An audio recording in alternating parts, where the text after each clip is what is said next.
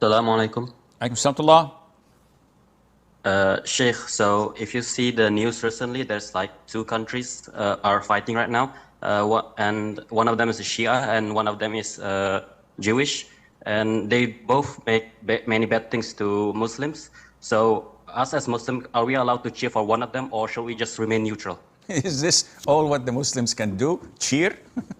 Yeah, this is not a football game.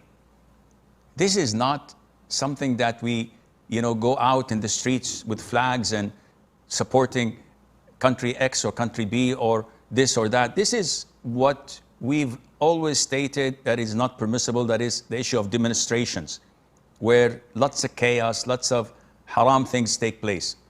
As Muslims, we side with anyone who claims to be Muslim, even if they're full of innovation, even if we believe in their hatred and enmity of Islam and the Muslims, yet still they're better than the other part, which is blatantly killing civilians, women, children, and the whole world is watching. And their ministers say that we would like to annihilate all the children, all the suckling babies, even the dogs and donkeys and animals they have, we would like to wipe them all off, annihilate them. Is this something plausible to them, the disbelievers who are united against Islam? It is. And if any Muslim would have said this, they would have labeled the whole region as a region of terror and a bloodthirsty, violent fanatics.